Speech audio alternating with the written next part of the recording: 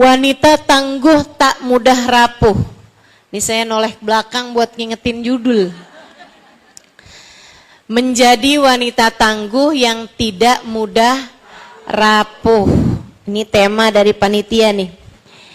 Kayaknya panitianya seringkali merasa kita sebagai wanita seperti ranting kering yang mudah patah, rapuh, kemudian jatuh.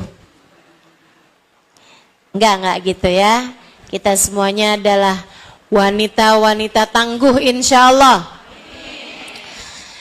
Di mana letak ketangguhan kita? Saudaraku sekalian saya muliakan. Bagaimana menjadi wanita kuat yang tidak mudah terpatahkan?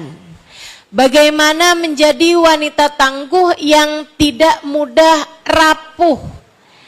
Saudaraku sekalian yang saya muliakan, saya kasih tahu padamu, sebenarnya semua dari kita adalah lemah.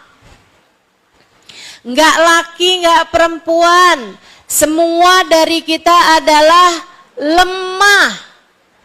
Saudaraku sekalian yang saya muliakan, innallaha ghaniyun wa antumul fuqara. Kata Allah dalam Al-Quran, Allah lah satu yang kaya, Allah lah satu yang kuat. Kalian semua miskin, kalian semuanya lemah.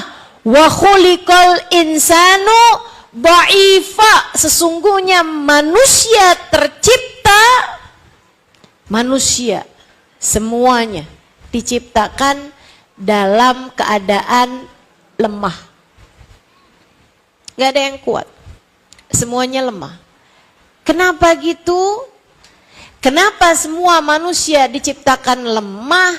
Biar mereka kenal sama yang kuat.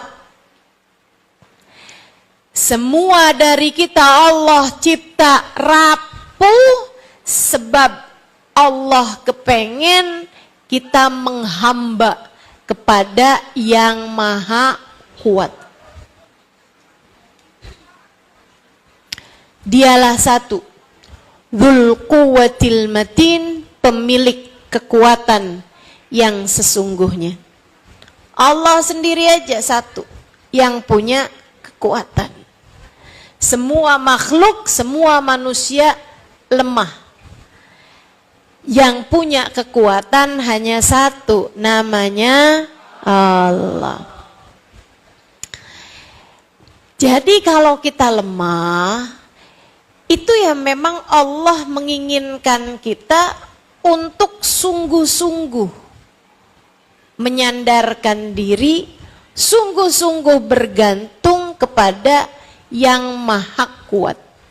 Maka semua dari kita lemah kecuali yang dikuatkan Allah.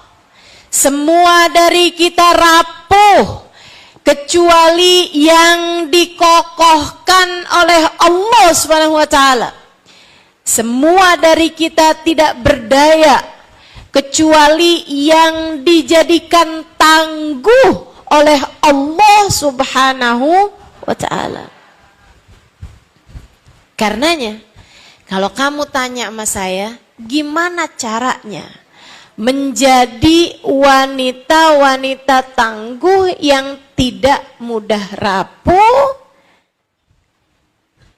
Satu-satunya cara adalah mendekat kepada Sang Maha Kuat. Satu-satunya cara adalah bergantung dengan Sang Maha Tangguh, Sang Maha Kuat, pemilik kekuatan yang sesungguhnya. Gimana cara mendekatnya? Gimana cara bergantungnya? Ini yang akan saya sampaikan kepadamu beberapa cara-caranya. Yang pertama, kamu bisa menjadi wanita yang dikuatkan Allah, yang ditangguhkan Allah jika kamu punya senjatanya, yaitu ilmu. ilmu. Kamu mesti ngerti caranya. Ilmu membuatmu mengerti caranya. Cara ibadah kepada Allah, cara mendekat kepada Allah, cara itu ilmu teman-teman. Kayak gini nih. Kayak kamu masuk ke dalam sebuah ruangan. Malam-malam hari kamu masuk dalam sebuah ruangan. Ruangannya tidak kamu kenali. Rumahnya kakek kamu di kampung misalnya. Kamu datang ke sana, buka pintunya, malam, gelap. Kamu pun begitu masuk, nabrak-nabrak. Ya ampun, betapa lemahnya saya. Begitu masuk lagi, berapa langkah, jeder, nabrak kulkas. Ya sakit nih. Jalan lagi jeder, nabrak lagi pintu. Dapat berapa langkah lagi, kamu terantuk kakimu dengan meja. Kamu mundur, kena ke kursi. Kamu akan terus nabrak-nabrak, kamu jadi sakit. Kalau kamu tidak melakukan hal yang seharusnya pertama kali kamu lakukan ketika memasuki sebuah ruangan yang tidak kamu kenal. Apa itu? Nyalakan lampu. Nyalakan saja lampunya. Begitu kamu nyalain lampunya, terang. Kamu tahu di mana letak kulkas. Kamu tahu di mana letaknya pintu. Kamu tahu meja sama kursi ini adanya di mana. Jadi kamu nggak nabrak-nabrak. Cahaya hidupmu itu adalah ilmu.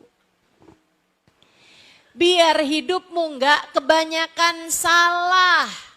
Biar hidupmu nggak kebanyakan nabrak-nabrak. Bu, Kak, Dek, Nak, pelajarilah ilmu agama dengan benar. Belajar. Jangan pernah berhenti belajar. Gimana Ustazah belajarnya? Saya kan udah tua. Ya kayak gini nih.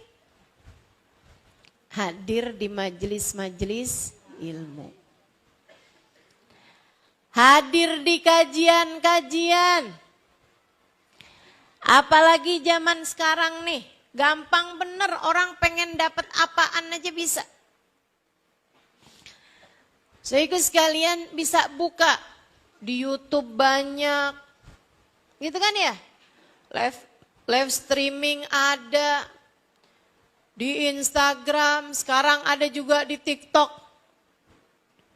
Zaman ke depan pasti akan menjadi semakin lebih canggih lagi teman-teman. Masalahnya cuma mau apa enggak mau itu aja. Belajar. Tapi kalau kamu mendengarkan kajian-kajian, kenali dulu orangnya. Siapa nih yang nyampein?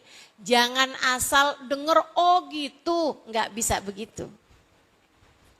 Jangan asal denger dari entah siapa yang bicara, kamu ikut, apalagi urusan agama. Bu, urusan obat badan aja, jangan sampai kamu berobat sama dokter gadungan. Jangan sampai kamu dikasih resep obat dari orang yang gak pernah belajar pengobatan. Nantinya jadi salah-salah. Ya kan gitu. Apalagi tentang urusan keimanan, urusan hati, urusan perjalananmu dunia sampai akhirat, urusan keselamatanmu untuk waktu yang sangat panjang. Kenali gurunya, pelajari ilmunya. Jangan sebaliknya. Jangan kamu pelajari ilmunya dulu, baru kamu cari tahu orangnya. Jangan dibalik-balik. Karena kalau ibu kayak begitu tuh nanti banyak bingungnya. Bu, jangan asal masuk pondok pesantren. Jangan asal dengerin kajian. Jangan asal ikut komunitas-komunitas. Jangan asal dengarkan. Bahkan yang pakai pangkat-pangkat di depan ataupun di belakang gitu ya. Ada LC, SAG, belum tentu sarjana alam gaib. SAG. Sehingga sekalian yang saya muliakan, enggak asal gitu aja. Karena zaman sekarang nih, ibu kan baca juga tuh berita-berita. Ya kan ya?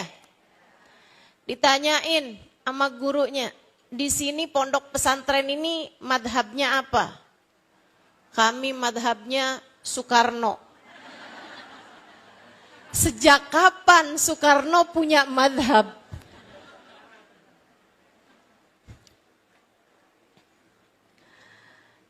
Teman-teman sekalian yang saya muliakan, nah ini mesti jelas gitu. Karena nih asal dengerin kajian, tahu-tahu dia nabinya nggak sama kita, misalnya gitu. Ada tuh yang kapan itu tahu? Ada orang-orang yang ikutan ajaran nabinya bukan namanya Muhammad. Nabinya namanya Ahmad. Mirza Ghulam Ahmad. Dari India. Itu kan ada nabi dari India aja buat saya udah iskal. Nabi dari India kira-kira ngajarinnya apa ya?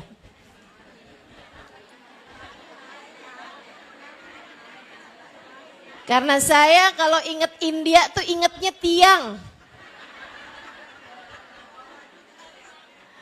Sama hujan. Sama lari-lari deh di pohon.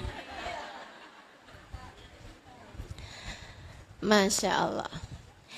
Jadi teman-teman sekalian saya muliakan, jangan asal gitu. Nantinya jadi bingung. Entar dengerin ustadz yang satu bilang kita nggak boleh pergi ziarah.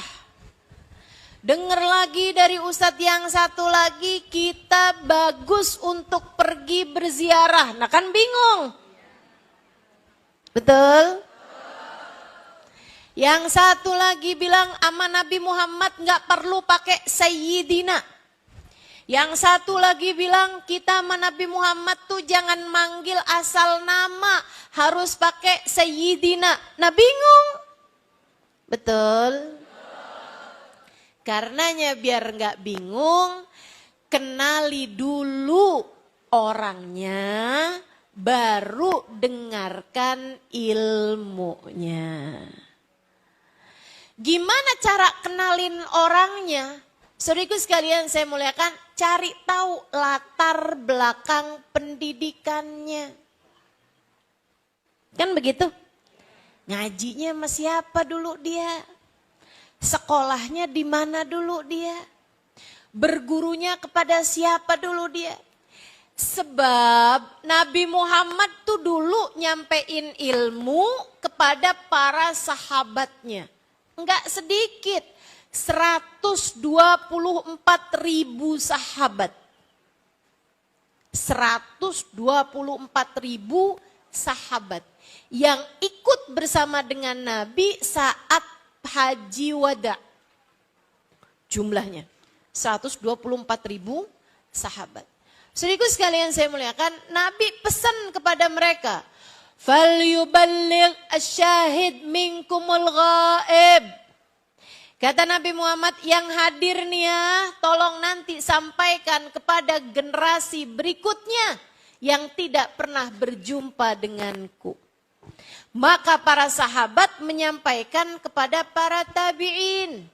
Para tabi'in menyampaikan kepada tabi'it tabi'in. Para tabi'in menyampaikan kepada generasi berikutnya, generasi berikutnya, generasi berikutnya. Sampailah kepada kita di zaman sekarang ini. Ada banyak para ulama-ulama kita yang memiliki nasab keilmuan bersambung sampai kepada baginda Nabi besar Muhammad. Bukan asal baca buku. Bukan asal searching di Google. Nggak boleh loh, sholat raweh tuh nggak boleh lebih dari 11 rakaat. Kata siapa? Saya baca dari Google. Enggak gitu, enggak gitu. Beragama itu ikut dari pendahulu sampai kepada Nabi besar Muhammad. Alhamdulillah di Indonesia enggak kurang-kurang ulama-ulama yang memiliki nasab keilmuan bersambung dengan Nabi besar Muhammad. Di pondok-pondok di Pulau Jawa terutamanya banyak bertaburan para ulama-ulama yang sanad ilmunya bersambung terus sampai kepada Sayyiduna Muhammad sallallahu alaihi wasallam. Sekali lagi pelajari, kenali gurunya, pelajari ilmunya. Biar enggak bingung. Insya Allah. Kalau kamu berilmu, kamu kuat secara pemikiran. Kalau kamu berilmu, jadi istri, kamu akan jadi istri yang kuat. Karena ngerti ilmunya. Bagaimanapun suami kita nih mesti nurut sama kita. Itu orang gak ngerti ilmu tuh. Itu perempuan gak ngerti ilmu tuh. Alhamdulillah sesudah 5 tahun menikah, suami saya sekarang tunduk kepada apapun perintah saya. Gak berilmu tuh. Ini perempuan maaf bahlul nih.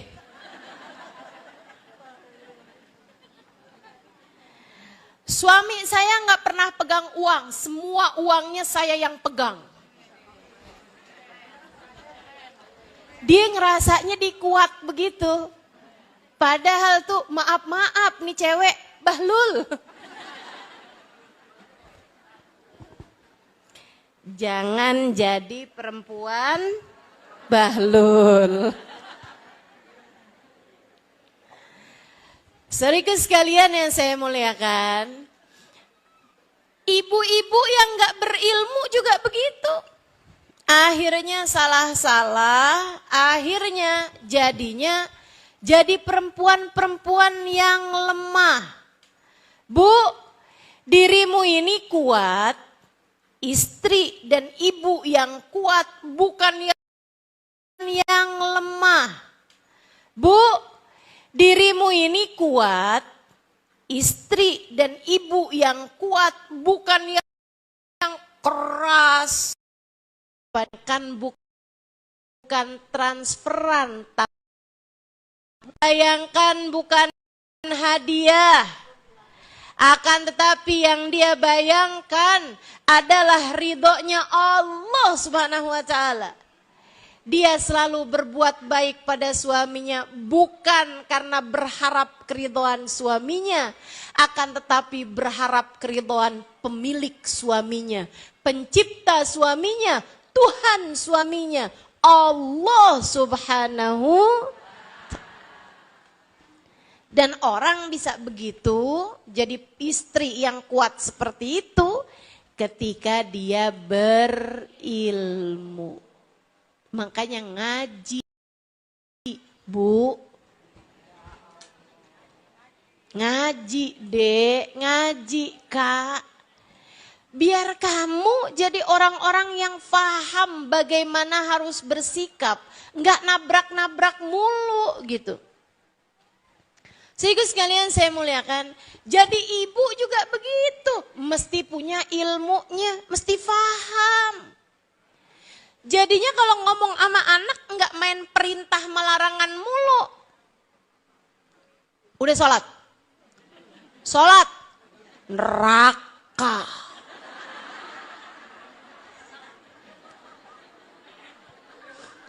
Ini model-model ibu yang tidak berilmu.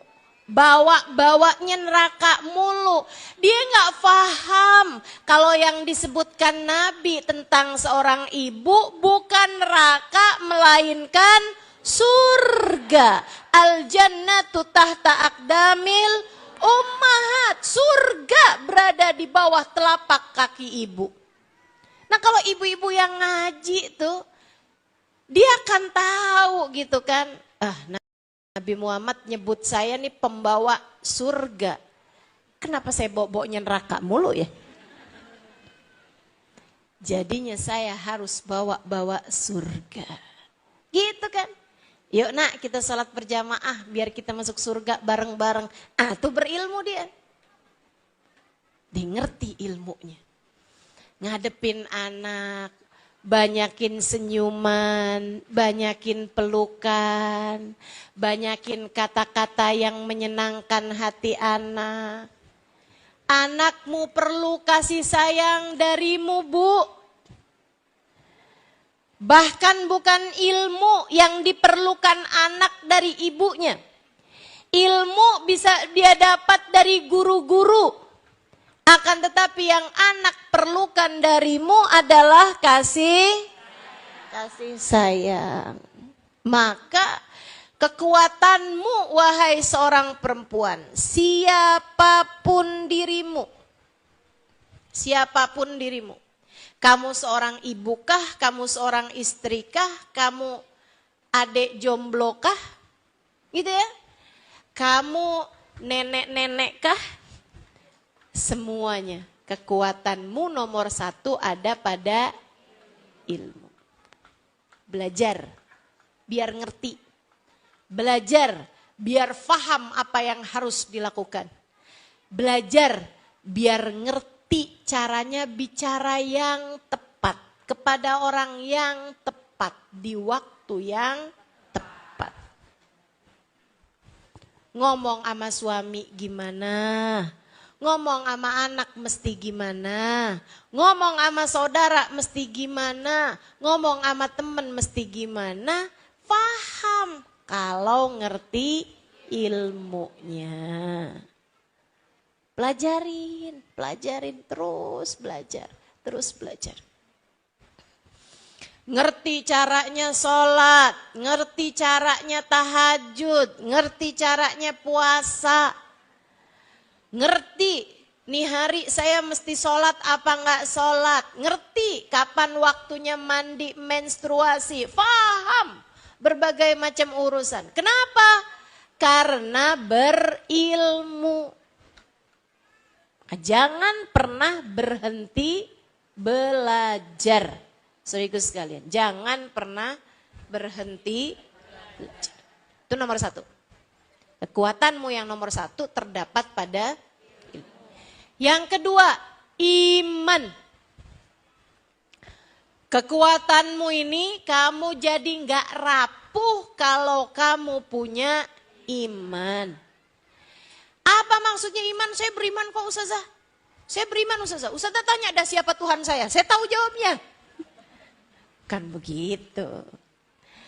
Bukan berarti kamu kalau dibilang Tuhanmu siapa Allah, Nabimu Nabi Muhammad kamu sudah beriman. Gak gitu.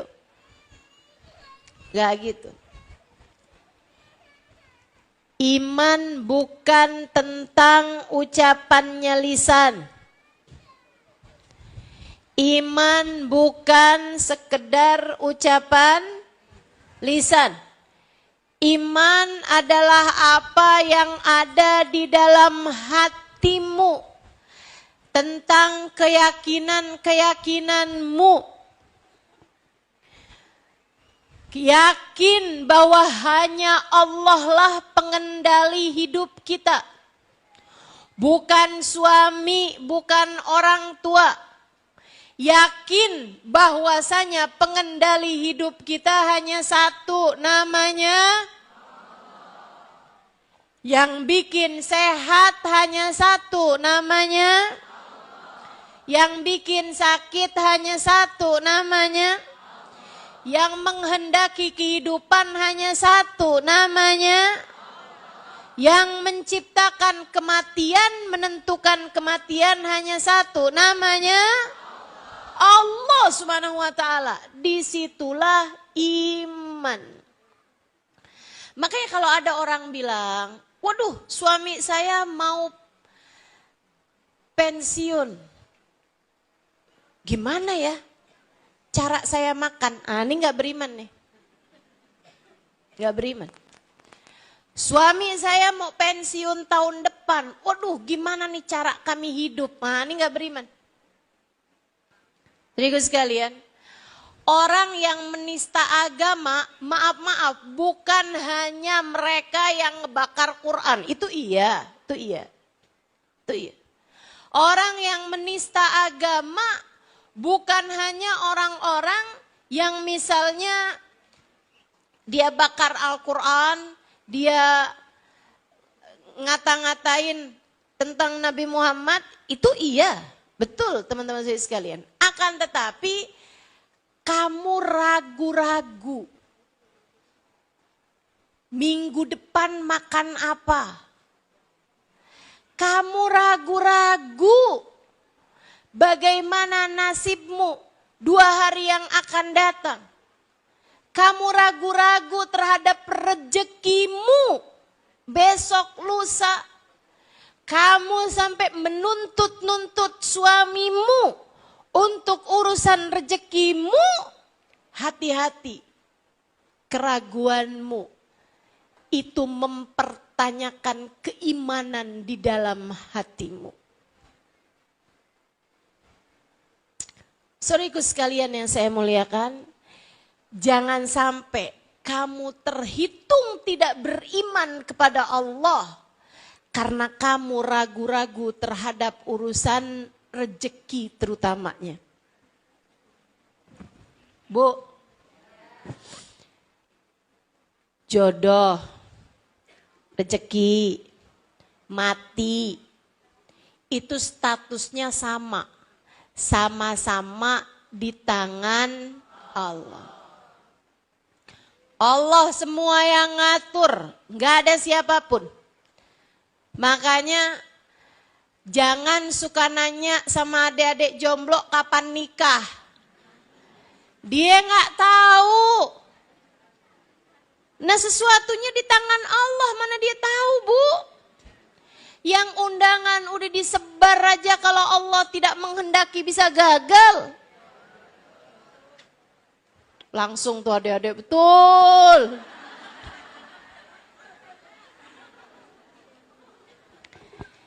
Jadi berhentilah bertanya sama orang yang belum nikah kapan nikah. Orang udah nikah juga berhentilah bertanya kapan punya anak. Dia nggak tahu, ibu-ibu sekalian, dia nggak tahu. Saya waktu baru pertama nikah, saya nggak tahu kapan saya punya anak. Sampai sekarang, saya belum tahu kapan saya punya anak atau bahkan mungkin punya anak apa nggak punya anak. Saya nggak tahu. Maka sebagaimana saya nggak tahu, kamu nggak tahu, jangan pernah nanya sesuatu yang nggak ada siapapun tahu jawabannya. Kesian adik-adik kecil-kecil kita itu. Umur 25 tahun tanyain mulu, Ustazah saya emang gak mau mudik dah. Ujian Ustazah kalau mudik, tanya mulu sama orang, kapan nikah, kapan nikah. Saya kasih aja deh jawabannya, saya bilang gini aja, kalau ada yang nanya sama kamu kapan nikah, jawab balik, kamu kapan mati? Itu sama statusnya. Kapan nikah, kapan punya anak, kapan mati. Sama-sama nggak ada yang tahu kecuali Iman seharusnya mengajarkan kepada kita. Iman seharusnya membuat kita faham bahwasanya penentu kehidupan hanya satu, yaitu Allah Subhanahu wa ta'ala. Jangan akhirnya jadi tuntutan di masyarakat kita gitu. Sampai ada adik-adik, ustazah, pokoknya ustazah doain nih sebelum Ramadan nih saya harus sudah nikah ustazah. Maksa banget gitu deh, Ramadannya udah deket. Iya pokoknya ustazah, pokoknya harus udah nikah sebelum Ramadan. Kenapa gitu? Biar saya bisa melaksanakan hadisnya Nabi Muhammad. Hadis yang mana? Berbukalah dengan yang manis.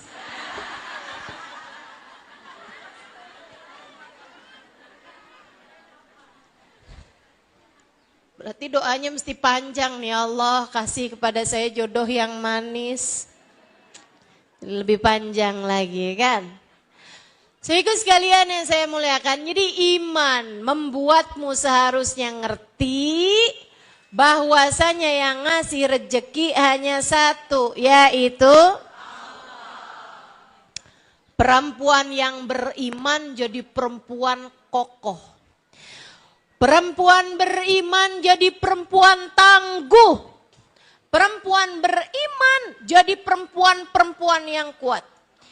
Dia akan kuat untuk berbilang sama suaminya, "Bang, tenang. Kamu mau keluar rumah tiap hari untuk bekerja, silahkan.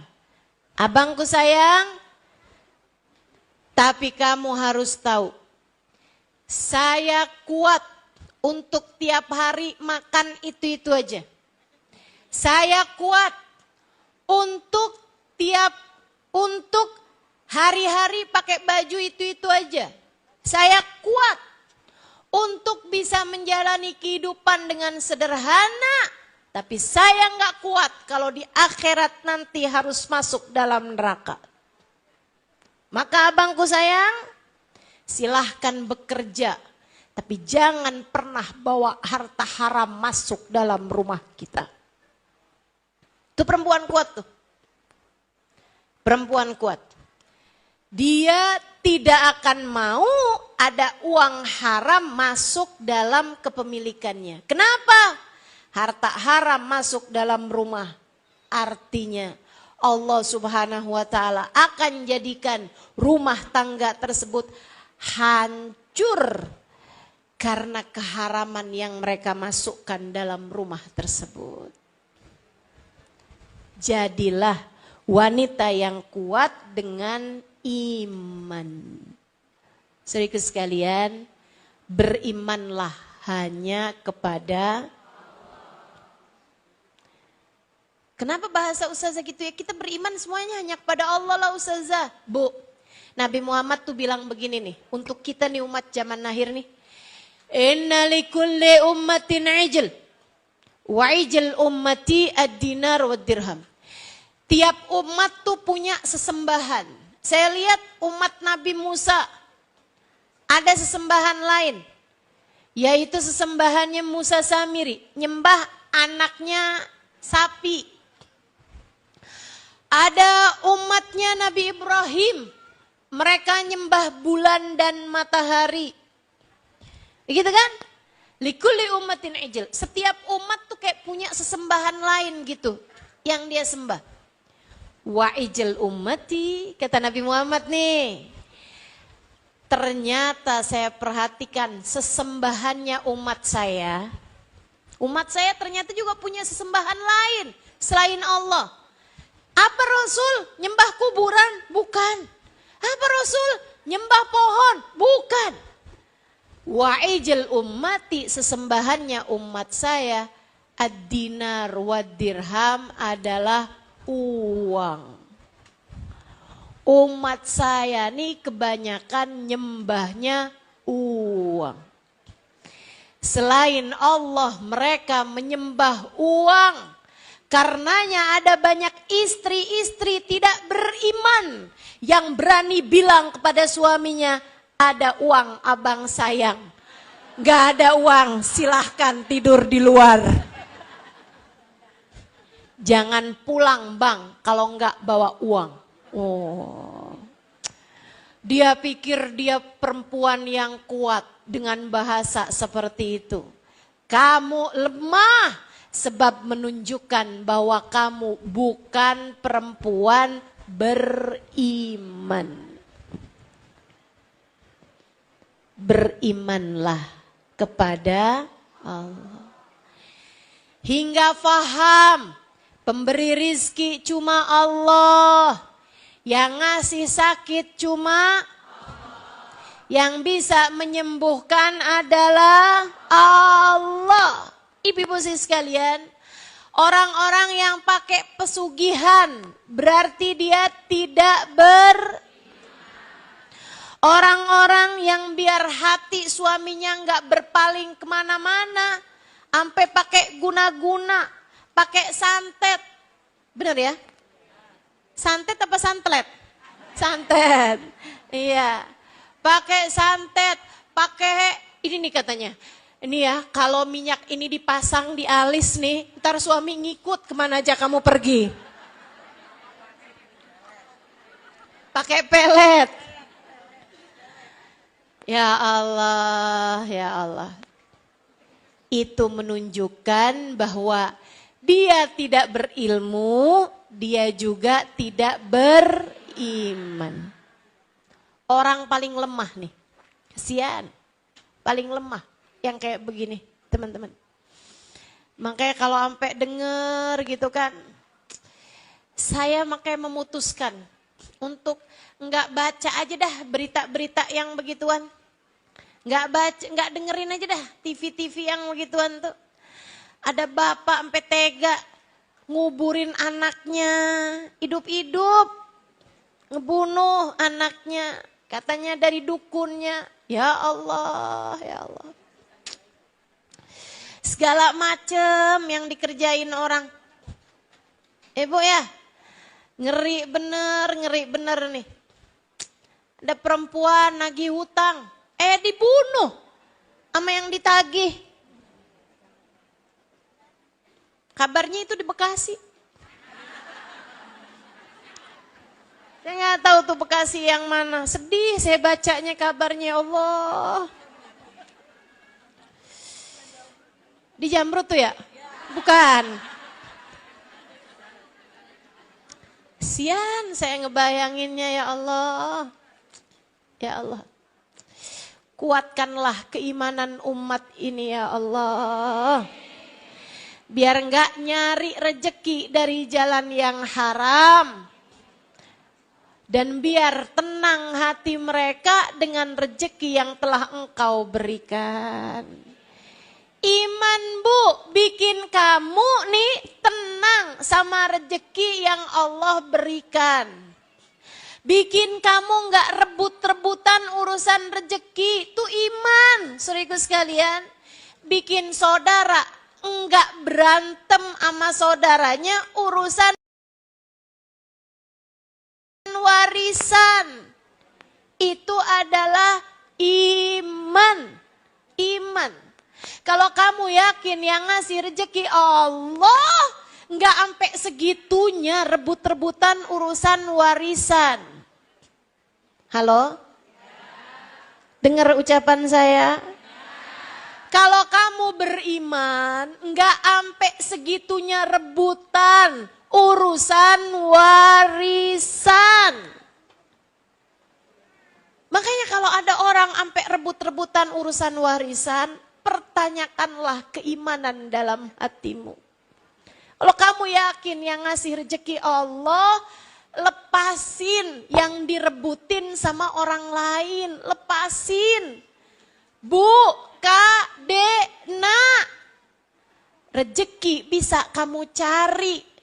Rezeki bisa Allah beri lewat jalan-jalan yang lain. Tapi saudaramu enggak bisa lagi kamu cari kalau kamu sudah kehilangan dia. Enggak apa-apa kita kehilangan uang. Itu berarti bukan rezeki kita. Betul? Jangan sampai kita kehilangan saudara. Jangan sampai kamu mau kehilangan saudara hanya karena untuk mendapatkan uang yang tidak seberapa. Banyak ustazah masalahnya uangnya, menurut saya nggak seberapa. Karena uang tubuh seberapapun jumlahnya masih bisa kapan waktu Allah beri lewat jalan-jalan yang menyenangkan. Nggak usah sampai segala direbutin. Itu nunjukin kalau iman kamu yang jadinya tidak seberapa. Sampai sini paham? Kalau Allah lihat kamu mudah melepaskan harta yang diperebutkan, Allah akan mudah memberikan kepadamu ganti harta yang menyenangkan. Percaya saya nggak lagi doa, tapi saya sedang membuat statement, nggak usah diaminin. Saya sedang membuat sebuah pernyataan yang tidak akan terbantahkan. Kalau kamu melepaskan harta-hartamu yang orang lain perebutkan, lepasin dengan hati yang lega, Allah akan gantikan untukmu uang, harta dengan cara-cara yang mudah. Dengan cara-cara yang membuatmu juga menyenangkan untuk mendapatkannya. Udah gak usah khawatir teman-teman, gak usah khawatir. Usah khawatir. Tiap kali ada orang yang merebutkan harta, nih gitu aja udah. Ini punya saya, nggak bukan ini punya saya. Oh punya kamu silahkan, gitu. Itu kalau ada orang tuh sampai rebut-rebutan nih, segala berkatan majelis rebutan, tuh. Iman. Jadi sekalian, di acara prasmanan rebutan rendang, iman. Rezeki mah nggak kemana. Kalau nggak sampai kepadamu, itu artinya bukan rezekimu. Tenang aja udah. Saya mah gitu Bu, urusan uang tuh. Tenang aja, ibu-ibu sekalian. Ustazah tenang, uangnya banyak. Sekarang, dulu mah uang saya nggak banyak, ibu-ibu sekalian. Saya biasa aja nggak punya duit. Tahunan saya nggak punya uang, teman-teman saya sekalian.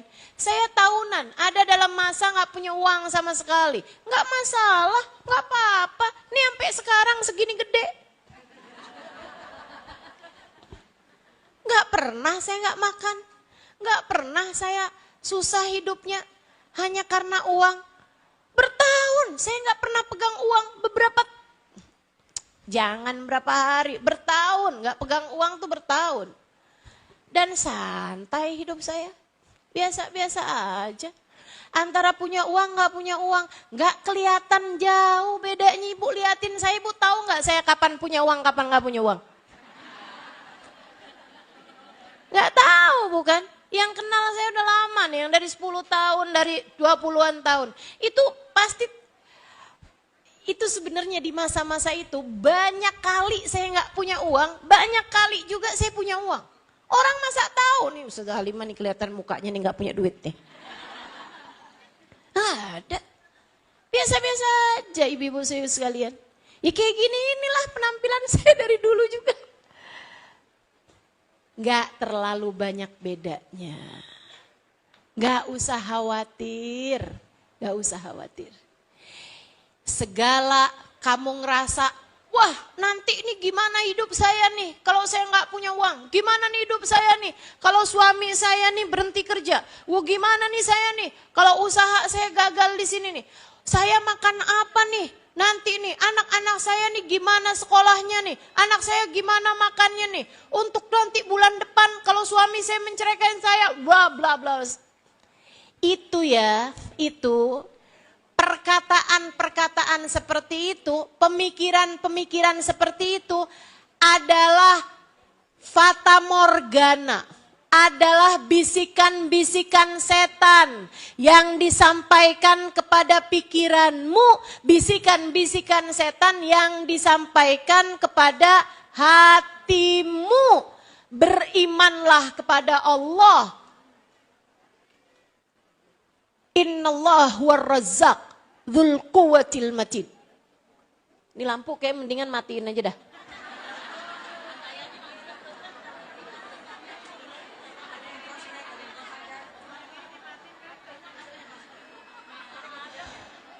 Kayaknya malah justru jadi ngurangin konsentrasi ya, terhidup, termati gitu kan. Ya. Ini kita mesti tahu nih, yang hidupin, yang matiin lampu ini hanya satu. Buat ngingetin kita. Begitu kan ya? Teman-teman sekalian yang saya muliakan, gitu tuh.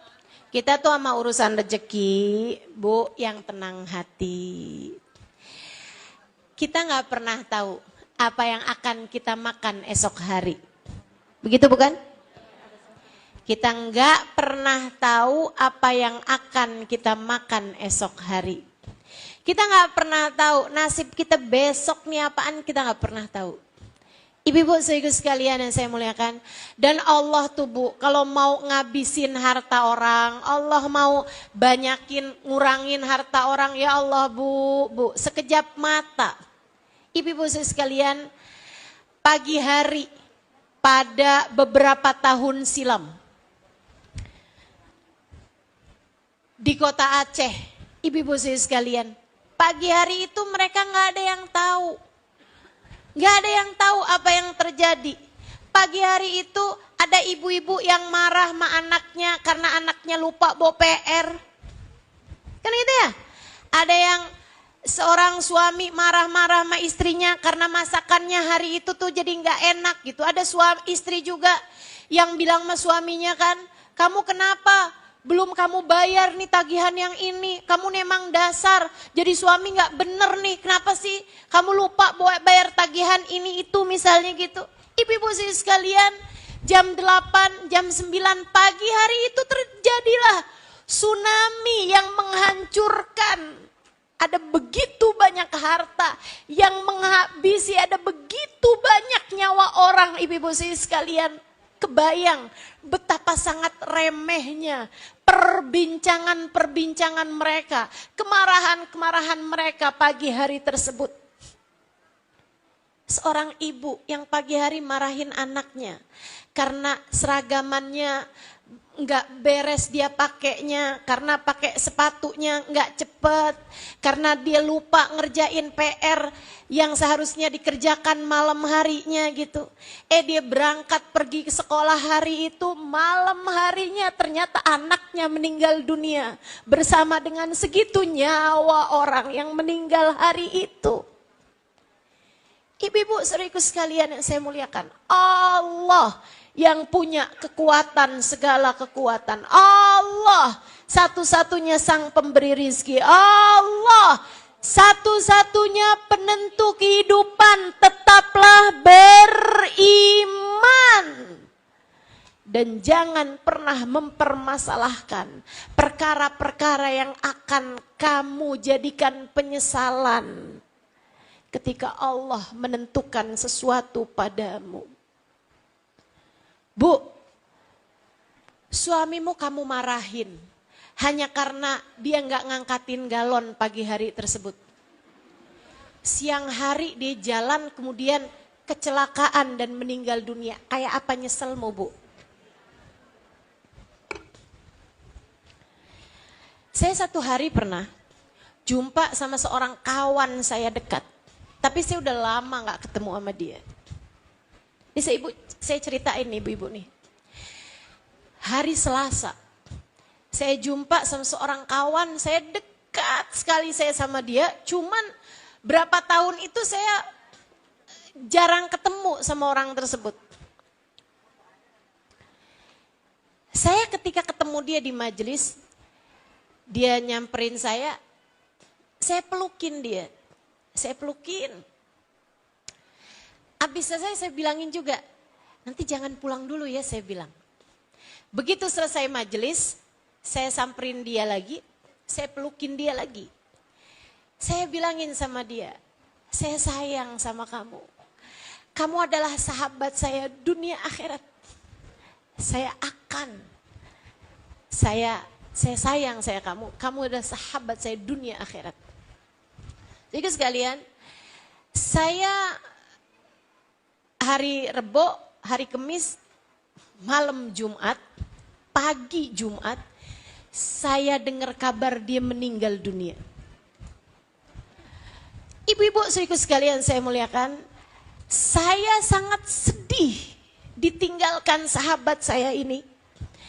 Hati saya rasanya kehilangan gitu. Saya kehilangan sahabat saya ini, Bu. Akan tetapi saya tidak menyesal karena kalimat terakhir yang saya sampaikan kepadanya adalah saya sayang sama kamu, kamu sahabat saya dan saya tidak akan pernah meninggalkan kamu dunia akhirat. Ibu-ibu saya sekalian, dari situ saya belajar, Halimah, jangan pernah ngomong gak bagus. Jangan pernah mau ucapanmu menyakiti siapapun, kamu tidak pernah tahu bisa jadi itu adalah kalimat terakhir yang kamu ucapkan terhadap siapapun.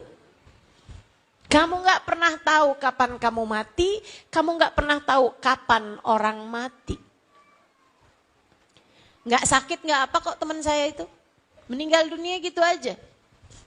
Jadi sekalian yang saya muliakan, maka kamu juga gitu. Kamu gak pernah tahu suami kamu tuh meninggalnya kapan. Atau kamu meninggalnya kapan, kamu gak pernah tahu. Anak-anak kamu gak pernah tahu teman-teman sekalian. Maka tetaplah beriman. Perempuan yang beriman akan menjadi perempuan yang mampu menjaga ucapannya, mampu menjaga perilakunya, dan dia adalah perempuan-perempuan tangguh, perempuan-perempuan kuat yang tidak mudah dikalahkan oleh apapun. Berimanlah, insya Allah. Kekuatanmu yang nomor 1 adalah kekuatanmu yang nomor 2 adalah iman. Penentu hidup hanya 1 namanya. Pemberi rizki hanya 1 namanya. Yang ngasih bisa sehat, yang ngasih sehat hanya 1 namanya. Yang ngasih sakit hanya 1 namanya. Pemberi kehidupan hanya 1 namanya. Pemberi kematian hanya 1 namanya. Allah Subhanahu wa ta'ala. Tetaplah beriman, dengannya kamu kuat. Yang ketiga, teman-teman saya sekalian, kalau kamu pengen jadi perempuan beriman, jangan bergantung kecuali kepada imannya kamu udah punya, ilmunya kamu udah punya. Iman itu didapat dengan ilmu. Kalau kamu belajar, kamu akan beriman. Kamu jadi ngerti segala macam hal. Nah, iman membuatmu tidak bergantung kecuali kepada Allah. Saudaraku sekalian saya muliakan, jangan bergantung sama suami. Adik-adik jangan bergantung sama orang tua. Orang tua tuh cukup disayangi, Dek. Jangan bergantung kepada mereka. Ibu juga gitu, suami Bu cukup disayangi Bu, jangan bergantung pada suami. Para ibu yang pada punya anak, anakmu cukup disayangi, jangan bergantung pada anak. Nih, ada banyak orang suka ngomong kayak gini nih, kamu sama anak tuh mesti yang baik. Sebab anak adalah investasi masa depan. Kamu urusi anak sekarang, nanti di saat kamu tua anak-anakmu mengurusimu. Benarkah ucapan seperti itu? Enggak benar. Enggak benar. Enggak benar.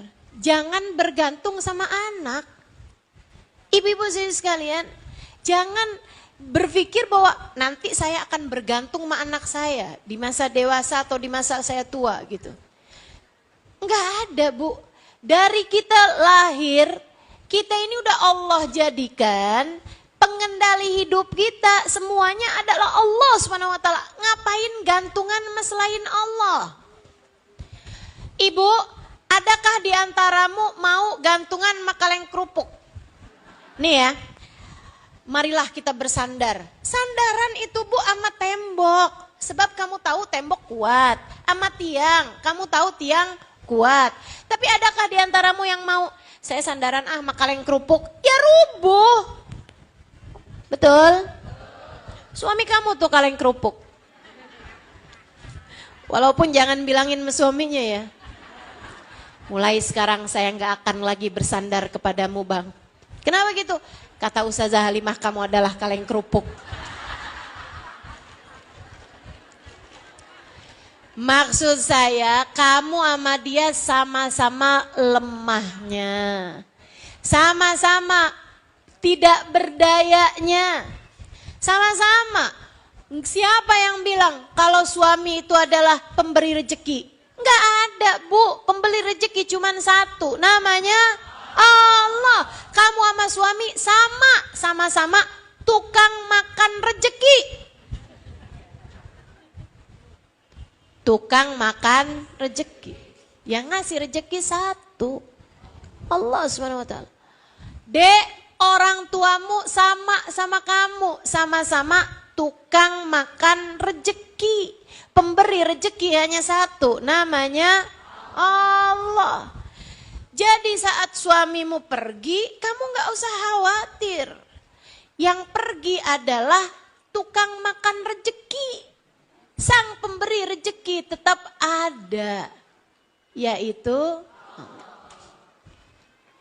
ibu-ibu yang suaminya meninggal. Sedih boleh, tapi takut gak punya rezeki, jangan.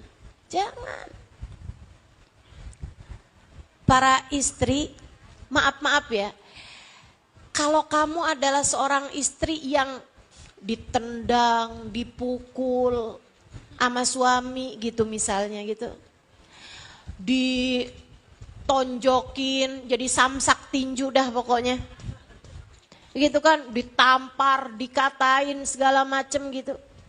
Ibu-ibu saudaraku sekalian yang saya muliakan, itu tuh dalam kondisi kalau keamananmu tidak terjamin, maksudnya kamu mengkhawatirkan urusan keselamatan dirimu, itu sudah dalam keadaan yang kamu boleh untuk bercerai. Kamu gak usah takut tuh, udah wah suami mengancam nih, apalagi dia mabuk gitu kan. Biasa mabok, kalau mabok mukulin kamu, kalau mabok bisa nendang kamu misalnya gitu. Buruan cari keselamatan, tinggalkan suamimu, bawa anakmu kalau kamu emang udah sempet punya anak. Teman-teman saudaraku sekalian, tinggal di tempat yang aman, suami kamu tinggalkan, gugat cerai kepada suami model seperti itu. Jangan sampai, Ustazah, kalau saya bercerai dari dia, saya makannya dari mana? Nih.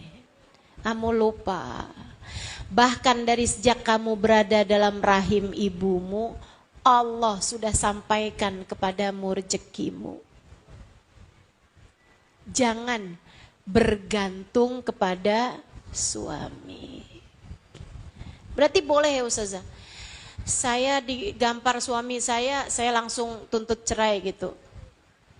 Baru sekali Ustazah, itu juga karena saya duluan yang gampar dia. Ya jangan.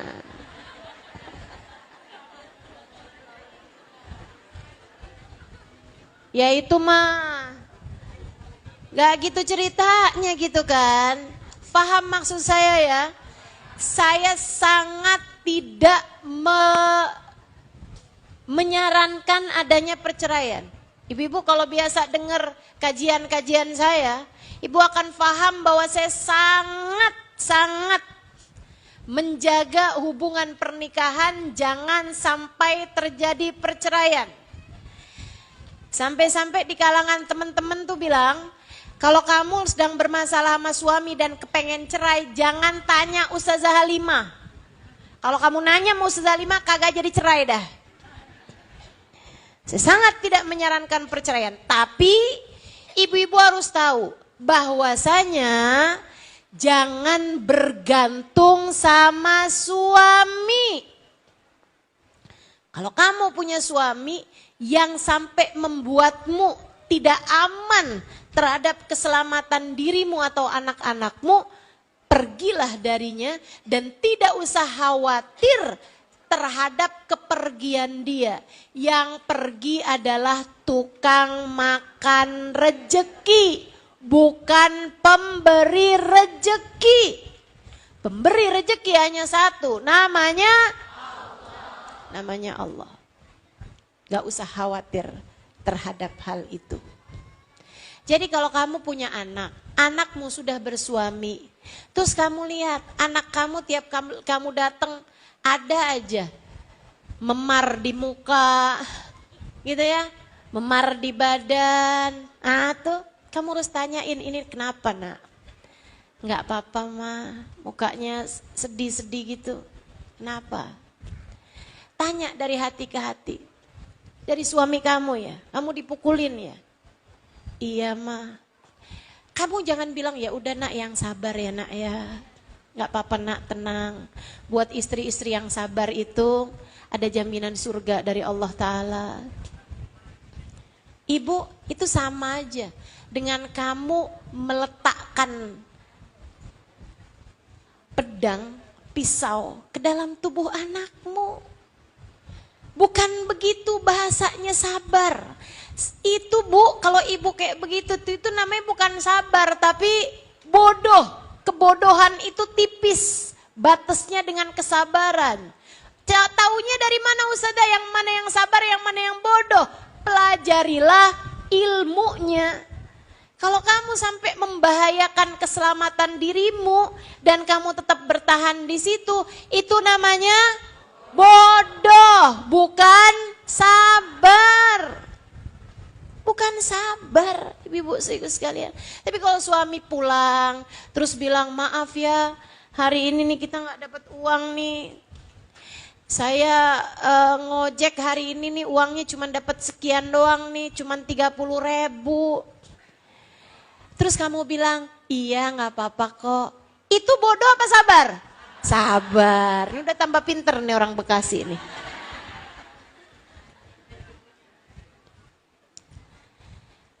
Pertama tadi, kedua tadi, ketiga, tidak bersandar kecuali kepada, tidak bergantung kecuali kepada manusia. Cukup disayang, jangan dijadikan tempat bergantung. Cukup disayang. Suamimu cukup kamu sayang. Orang tuamu cukup kamu sayang, jangan bergantung sama mereka. Suamimu cukup kamu sayang, jangan bergantung sama suami. Anakmu cukup kamu sayang, jangan bergantung sama anak. Kamu punya guru, cukup kamu sayang, jangan bergantung sama gurumu. Siapapun gak ada yang kuat dijadikan sebagai tempat gantungan. Kamu kerja misalnya gitu ya, kamu punya bos, bosmu cukup kamu sayang, jangan bergantung. Semua orang nih cukup kamu sayang, jangan bergantung. Gak ada yang kuat buat digantungin. Kesian sama kamu, kesian sama dia, teman-teman saudariku sekalian. Kesian. Semuanya lemah, tidak ada yang cukup untuk dijadikan sebagai tempat bergantung. Bergantung hanya satu, kepada Allah. Kemudian yang keempat, saudaraku sekalian, kekuatanmu. Sesudah kamu tahu tidak ada tempat bergantung kecuali Allah, yang berikutnya adalah doa. Disitulah letak ketangguhanmu. Disitulah letak kekuatanmu. Jangan jauh-jauh dari doa. Doa. Kamu bergantung hanya kepada Allah, nah cara gantungannya gimana nih? Allah ulurkan tali, namanya doa. Ud'uni astajib lakum. Mintalah padaku, kata Allah, aku akan ijabah. Doa, minta yang serius. Kalau doa tuh yang serius. Jangan cuma Rabbana atina fid dunya hasanah fil akhirati hasanah wa qina adzabannar. Ini nih nggak serius doanya, yang akhirnya Allah juga nggak serius ijabahnya. Bu, doa itu kayak anak nangis. Kamu berdoa minta kepada Allah, mirip sama kamu denger anak nangis. Allah mengijabah tuh kayak kamu denger suara anak nangis. Kalau ada anak, kamu nih lagi sibuk nih di belakang nih, di dapur. Lagi masak gitu ya, sambil dengerin kajian saya live streaming gitu.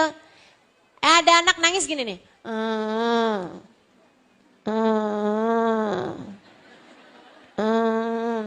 Duh cerewet amat sini anak. Paling gitu kamu. Kamu punya anak, dia nangis tapi nangisnya kayak gitu.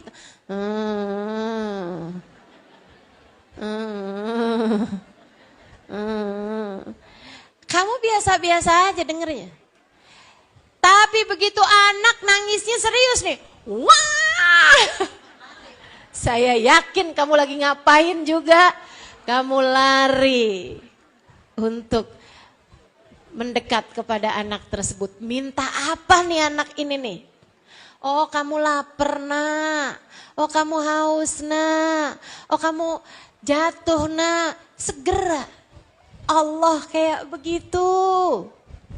Kalau kamu doanya, Rabbana atina fid dunya hasanah wa fil akhirati hasanah wa qina adzabannar.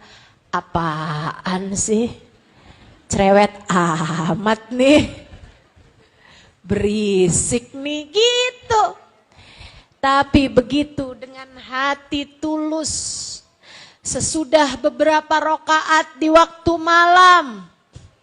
Kamu sholat, kamu beristighfar, kamu menyebut-nyebut namanya, kamu baca Asmaul Husna, kemudian kamu mengangkat tangan, kamu berdoa dengan linangan air mata, ya Allah, ya Allah, ya Allah.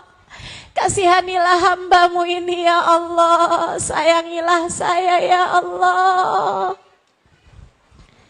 Ketika dengan linangan air mata kamu bilang ya Allah, ampuni dosa-dosaku ya Allah. Ya Allah, kasihani saya ya Allah. Kasih rezeki yang halal ya Allah. Suami gampangin urusannya ya Allah. Kasih rezeki yang gampang ya Allah. Anak-anak soleh-solehahkan mereka ya Allah. Dengan linangan air mata kamu berdoa. Kamu meminta, tolong jagain anak-anak saya ya Allah. Kesian mereka ya Allah. Jadiin mereka bisa jagain sholatnya ya Allah. Jangan biarkan mereka meninggalkan sholat ya Allah. Dengan linangan air mata kamu berdoa, meminta kepada Allah. Tuh kayak anak yang nangis tadi dengan serius teman-teman. Allah akan menghadapkan dirinya padamu. Kemudian akan bertanya, lebih kayak abdi, lebih wahai hambaku, kamu minta apa? Anak-anak saya soleh-solehahkan ya Allah. Iya baik, saya akan jadikan anak-anakmu soleh-solehah. Rezeki suami yang halal ya Allah. Rezeki saya yang halal ya Allah. Lebih hambaku, lebih aku akan beri padamu rezeki yang halal. Kalau datang ajal matikan dalam husnul khotimah ya Allah. Lebih hambaku, lebih aku akan berikan padamu husnul khotimah. Doa yang serius kalau doa. Doa kayak anak nangis sama kamu tuh. Kayak gitu tuh. Makanya kalau kamu lihat-liatin, kok saya kalau doa nggak diijabah ya? Kok anak-anak saya kayak gini keadaannya? Coba ingetin seberapa serius kamu meminta hal itu kepada Allah Ta'ala. Seberapa serius kamu meminta hal itu kepada Allah. Saya sampaikan padamu teman-teman saudaraku sekalian. Saya tidak pernah dikecewakan Allah dari doa-doa saya. Dan saya yakin siapapun dari kamu akan setuju, sepakat sama apa yang saya sampaikan. Coba kamu inget-ingetin. Yang kamu minta dengan serius sama Allah. Yang kamu minta dengan banjir air matamu kepada Allah Subhanahu wa taala. Yang kamu minta di waktu sepertiga malam terakhir kamu nangis kepada Allah Subhanahu wa taala. Ada enggak yang enggak diijabah? Ada enggak yang enggak diijabah? Enggak ada. Enggak ada. Kalau kamu meminta dengan serius sama Allah pasti diijabah. Pasti diijabah. Tapi Ustazah sampai sekarang belum punya anak karena saya memang tidak pernah meminta sesuatu dengan sangat serius untuk hal-hal yang saya tidak tahu baik buruknya bagi kehidupan saya. Saya tidak pernah meminta dengan serius dengan linangan air mata untuk sesuatu hal yang saya tidak tahu baik buruknya bagi saya untuk dunia saya. Saya nggak pernah minta urusan jodoh, mas jodoh saya mau Allah sampai nangis-nangis gitu nggak pernah. Ya Allah cepet kawinin saya ya Allah, nggak pernah. Nggak pernah. Sebab saya tahu itu sesuatu hal yang saya nggak tahu baik buruknya bagi saya, bagi dunia saya. Makanya ketika kemudian menikah ya alhamdulillah. Teman-teman sekalian saya muliakan. Untuk hal-hal yang saya tidak tahu baik buruknya terhadap diri saya tidak akan meminta dengan seserius itu. Saya hanya akan meminta sesuatu hal yang sangat saya rasakan serius bagi diri saya. Ampunan, ilmu yang manfaat, keridhaan Allah, kasih sayang Rasulullah, kebersamaan dengan Nabi Muhammad di akhirat. Saya akan memintanya dengan serius. Sebab saya tidak mau saya menjadi orang yang menyesal ketika datang waktunya. Maka untukmu saudara-saudariku, siapapun yang mendengarkan ini, hajat-hajatmu mintakan kepada Allah. Dialah satu yang memilikinya. Minta sama Allah rezeki yang halal. Minta sama Allah kesoleh-solehahan anak-anakmu. Minta sama Allah kamu misalnya kesulitan menghadapi suami yang keras hatinya. Minta sama Allah teman-teman. Hati suamimu tuh berada dalam genggaman Allah. Kamu kesel ngadepin suami yang pelit misalnya gitu. Saudaraku sekalian, daripada kamu nangis minta sama suami, ayo dong bang tambahin transferannya. Kamu menghina-hinakan dirimu di hadapan manusia, jangan mau. Terus mesti gimana dong saya Ustazah? Minta sama yang punya. Hati suami kamu tuh punyanya Allah. Atau sekalian, nih lebih enak lagi saya kasih tahu kamu. Kamu kesel sama suami kamu yang pelit. Lebih baik gini aja. Kamu minta rejeki sama Allah Subhanahu wa taala tanpa lewat suamimu. Enak. Nanti Allah akan bagi kepadamu rejeki tanpa lewat suamimu, tidak membuatmu merasa terhina dengan harus minta kepada suamimu itu. Tapi saya nggak kerja Ustazah. Kamu pikir rezeki itu Allah kasih kalau kamu kerja? Allah tuh punya ribuan cara, bahkan jutaan cara buat ngasih rezeki kepada hambanya. Tiba-tiba ada yang ngasih. Tiba-tiba kamu nunjukin rumah buat orang, tahu-tahu laku, tahu-tahu dia ngasih persenan. Ada segala macam cara tempat Allah memberi rezeki teman-teman saudaraku sekalian. Namun yang pasti itu dia tuh masalahnya tuh ya. Mintalah yang serius kepada yang punya, yaitu Allah Subhanahu. Adik-adik yang kepengen nikah daripada pacaran mending doa deh. Pacaran tidak mendekatkanmu kepada jodoh. Pacaran hanya mendekatkanmu kepada dosa. Kalau kamu kepengen jodohmu dekat, minta sama yang punya. Minta yang di tangannya lah, dalam genggamannya lah jodoh tersebut berada, yaitu Allah Subhanahu wa Ta'ala. Enak kalau udah urusannya sama Allah tuh segala-gala enak. Nyaman, hatimu lega, kamu gak kebanyakan dosa sama orang, kamu tetap bisa berbuat baik sama orang, kan gitu ya. Nah tuh yang keempatnya adalah doa. Yang terakhir tambahan bagimu untuk menjadikan kamu adalah perempuan yang tangguh, yang dekat sama Nabi Muhammad, banyakin sholawat. Kuat kamu. Kuat. Dah tuh 5 hal itu kamu punya, kamu menjadi perempuan-perempuan yang takkan terkalahkan oleh keadaan apapun. Kamu menjadi perempuan-perempuan tangguh, gak gampang rapuh, gak gampang jatuh. Kamu jadi perempuan-perempuan yang melangkah di atas muka bumi dengan ringan. Tak akan mampu tergoyahkan. Ibu-ibu saudaraku sekalian yang saya muliakan, 5 hal itu tuh kamu punyain. 1, ilmu. 2, iman. 3, tidak bergantung kecuali kepada Allah Subhanahu wa Ta'ala. Gantungannya, sandarannya cuma sama Allah. Tawakal gitu ya. Tawakal lah bahasa gampangnya. Kemudian yang keempat, kamu punya doa. Dan yang kelimanya, kamu punya banyak sholawat kepada Nabi Muhammad. Diiringi dengan rasa cinta kepada Nabi. Kamu punya rasa besar kepada Nabi Muhammad alaihissalam. Cintamu besar kepada Nabi Muhammad. Lisanmu gemar bersolawat kepada Nabi Muhammad. Lihat bagaimana Allah Subhanahu wa Ta'ala akan menjadikanmu menjadi perempuan-perempuan yang kuat. Rabbana zalamna anfusana wa ilam taghfir lana wa tarhamna lanakunanna minal khasirin.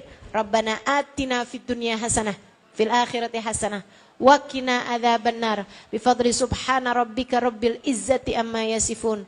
Wassalamun alal mursalin. Walhamdulillahi rabbil alamin. Semoga menjadi ilmu yang tak hanya didengarkan dengan telinga kanan keluar telinga kiri, tapi menjadi ilmu yang bermanfaat bagimu, menjadi cahaya yang menerangi kehidupanmu, dapat kamu amalkan dalam sisa kehidupanmu. Ala hadhihi niyah wa bi kulli niyatin salihah jami'ah syamilah ila hadratin Nabi Muhammad sallallahu alaihi wasallam. Al-Fatihah.